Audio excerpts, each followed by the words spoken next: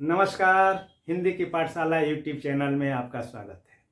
आज हम लोग भाषा विज्ञान का एक बहुत ही महत्वपूर्ण अध्याय पढ़ेंगे, अर्थ परिवर्तन की दिशाएं। भाषा विज्ञान में हम लोगों ने देखा है कि ध्वनियों में परिवर्तन होता है, अनेक कारण हैं। शब्दों में परिवर्तन होता है, पदों में परिवर्तन होता है, और ध्वनि, शब्द और पद में परिवर्तन होने के कारण अर्थ में भी परिवर्तन हो जाता है। और यह परिवर्तन कैसे होता है, किधर होता है, किस प्रकार होता है, तो देखते हैं। शब्दों के जब अर्थ की गहराई में जब हम जाते हैं तो देखते हैं कि कहीं जो है अर्थ का विस्तार हो गया, यानी कि पहले किसी खास प्रयोजन के लिए उसका प्रयोग होता था, मगर अब जो है उसका व्यापक अर्थ में प्रयोग होने लगा।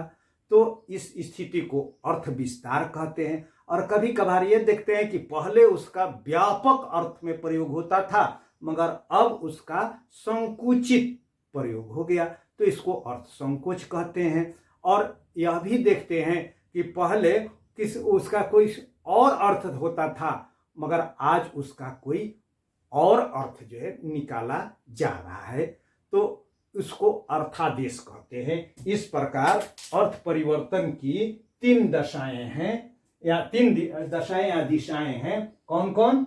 अर्थ विस्तार, अर्थ संकोच और अर्थादेश। तो अर्थ विस्तार जान गए कि अर्थ का विस्तार हो जाता है। अब कैसे? कि जैसे कि कुशल, पहले होता क्या था कि गुरुकुल में लोग रहते थे, पूजा पाठ के लिए कुश लाने की जो है जरूरत, कुश की जरूरत पड़ती थी, तो गुरुजी जिस शिष्य को भेजते थे, अगर वह कुश चूंकि बहुत ही मजबूत होता है, उखाड़ने से जल्दी उखड़ता नहीं है, और साथ ही उसकी पत्तियां जो होती है बड़ी ही धारदार होती है, हाथ कटने का डर रहता है, हाथ कट भी जाता है। तो अगर उस स्थिति में वह शिष्य अगर कुश को बिना अपने शरीर को क्षति पहुंचाए हुए ला देता था, उसी को कुशल कहते थे। मगर आज कुशल के बहुत सारे अर्थ हो गए हैं। पढ़ने में कुशल, कुछ काम करने में कुशल, मशीन बनाने में कुशल, लिखने में कुशल। तो इस तरीके से उसका विस्तार हो गया। वैसे ही तिल शब्द पहले जो होता था, जो तिल होता है ना, उस तिल को पेरने से जो द्रव्य निकलता था, उसको जो है तेल कहते थे। मगर आज तेल का जो है विस्तार, अर्थ विस्तार हो गया कि किरासन तेल, मिट्टी तेल, सरसों तेल, राई का तेल, गौड़ी तेल, नारियल तेल, इस तरीके से इसका विस्तार हो गया। वैसे ही जो है प्रवीण, तो प्रवीण का मतलब जो पहले बीड़ा बजाने में जो है प्रवीण निपुण होता था, उसको जो है प्रवीण कहते थे। मगर आज जो है निपुण चोरियों में जो है प्रवीण होता है, पकेटमारियों में प्रवीण होता है। तो प्रवीण का क्या हुआ? अर्थ का जो है विस्तार हो गया। यानी कि सिर्फ जो है बीड़ा बजाने वाले को ही प्रवीण नहीं कहेंगे, हर काम जो कुशलता के साथ, निपुणता के साथ पूरा कर देता है, वह प्रवीण हो जाता है, वह प्रवीण कहलाता है। उसके बाद जो है दूसरा है अर्थ संकोच। तो अर्थ यानी कि संकुचित हो जाता है। पहले उसका जो है बृहद अर्थ लिया जाता था, अब उसका अर्थ जो है संकुचित हो गया है। और अर्थ संकुचन के अनेक कारण हैं, जिसमें 6 मुख्य कारण हैं। कि जो है समास तो होता ही है कि शब्दों को संकुचित कर देता है, आसपास ला देता है। यही नहीं, उसके अर्थ में भी परिवर्तन ला देता है। जैसे पीतांबर होता था, तो पीतांबर यानी कि जो पीला वस्त्र पहनता था उसको जो है पीतांबर कहते थे। मगर अब पीतांबर जो है रूढ़ हो गया है श्री कृष्ण के लिए। वैसे ही दूसरा शब्द एक जो है दशानन भी रख सकते हैं, जो 10 आनंद, यानी कि जिसके 10 आनंद, यानी कि 10 दिमाग से जो सोचता था वह दशानन जो है कहलाता था। या 10 दिशाओं में जिसकी जो है नजर रहती थी वह दशानन कहलाता था। मगर अब दशानन जो है रावण के लिए रूढ़ हो गया है। वैसे ही जो है राजपुरुष का भी अर्थ विस्तार हो गया। यानी कि राजपुरुष जो पहले राजा के जो है दरबारी और खास होते थे, वह जो है राजपुरुष होते थे। मगर आज जो है राजभोग करने वाले सभी जो है राजपुरुष हैं। तो समासों के कारण अर्थ का जो है संकोच होता है। वैसे उपसर्ग लगाने से भी अर्थ में संकुचन आ जाता है। जैसे कि मूल शब्द है युज से जो है योग बना है, अब योग में उपसर्ग लगा दिए, सम उपसर्ग लगा दिए तो संयोग यानी कि दो का जुड़ा हो गया, आ लगा दिए तो आयोग, चुनाव आयोग अभी चर्चा में है।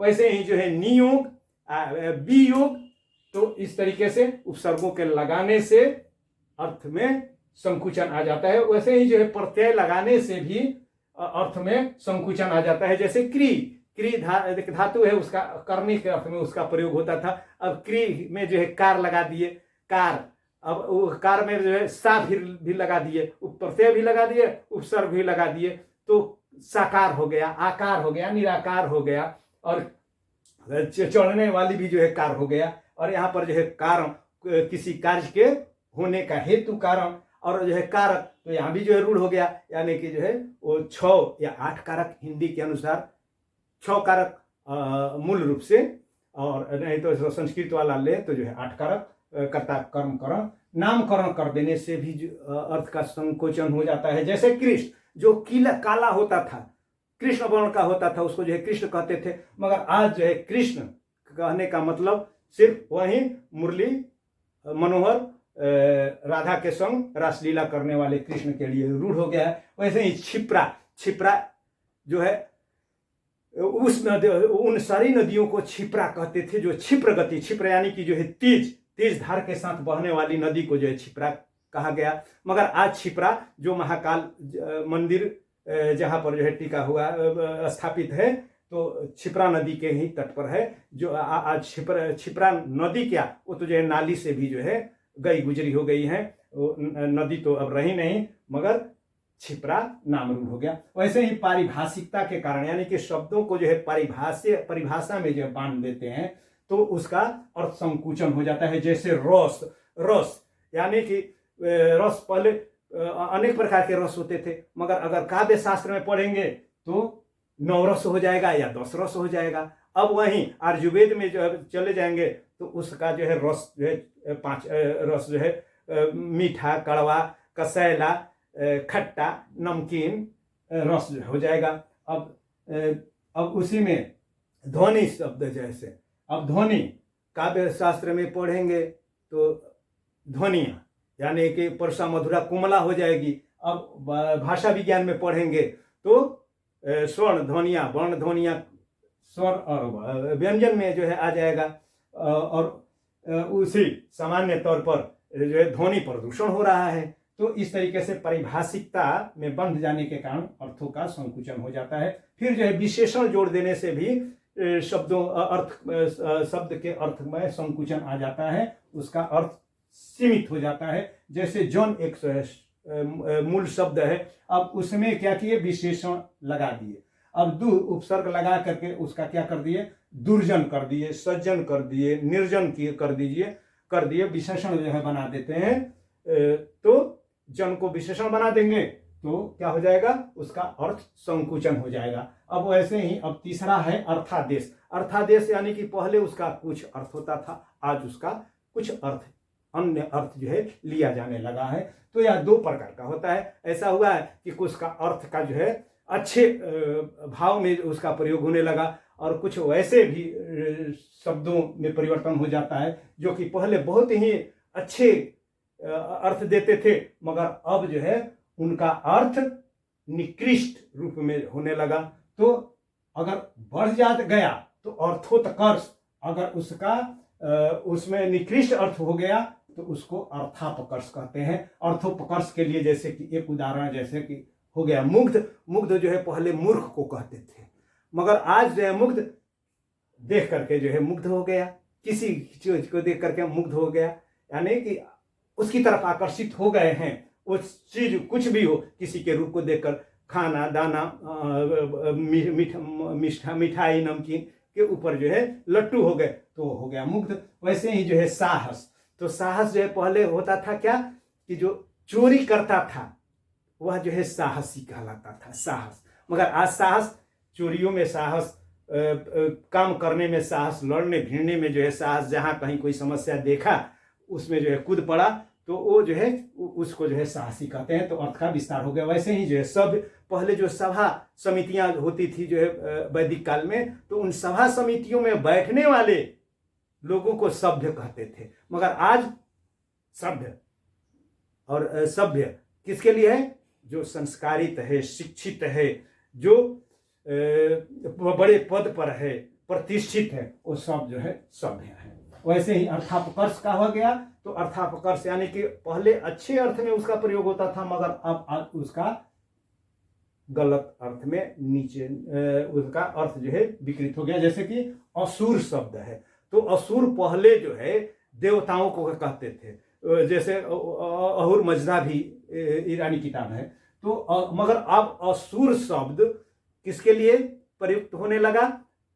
दानवों के लिए, दैत्यों के लिए। तो कहने का मतलब यहाँ पर अर्थ का संकुचन हो गया। अर्थ का संकुचन है, अर्थ का अनर्थ हो गया, यानी कि अच्छे अर्थ में होता था, अब उसका जो है गलत अर्थ में प्रयोग होने लगा। इसलिए ये अर्थापकर्ष का उदाहरण है। वैसे ही जो है शौच जो पहले होता था वह शुद्धि के लिए होता था, यानी कि शरीर के जो है शुद्धि, सब कुछ शुद्ध जो है करना, उसको जो है शौच कहते थे।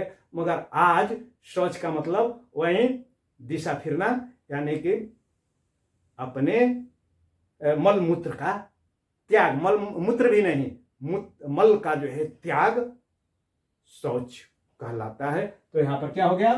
अर्थापकर्ष। तो मूल रूप से यही अर्थ परिवर्तन की 3 दशाएं हैं: अर्थ विस्तार, अर्थ संकोच और अर्थादेश। अर्थ विस्तार में अर्थ का विस्तार होता है, यानी कि पहले उसका सीमित प्रयोग होता था, बाद में बृहद और व्यापक प्रयोग होने लगा। अर्थ संकोच माने पहले व्यापक अर्थ में प्रयोग होता था, अब उसका प्रयोग संकुचित हो गया। और इसके जो है 6 कारण है: समासिक पद बना देने के कारण, उपसर्ग लगा देने के कारण, प्रत्यय लगा देने के कारण, उसको विशेषण बना देने के कारण, उसका नामकरण कर देने के कारण और पारिभाषिकता के कारण। और वैसे ही तीसरा हुआ अर्थादेश। तो अर्थ का कभी सीमित अर्थ में प्रयोग में आता था, अब उसका जो है अर्थ उत्कर्ष हो गया, यानी कि जो है बहुत अच्छा अर्थ देने लगा, बुरे अर्थ के जगह पर अच्छा अर्थ देने लगा, तो अर्थोत्कर्ष हो गया। और अगर जो है खराब अर्थ में उसका प्रयोग होने लगा, बुरे अर्थों में प्रयोग होने लगा, तो उसको अर्थापकर्ष कहा गया। विश्वास है समझ में आ ही गया होगा, नहीं तो फोन कीजिएगा, इसमें झिझकने की कोई जरूरत नहीं है। और अग्रिम शुभकामनाएं, बहुत बहुत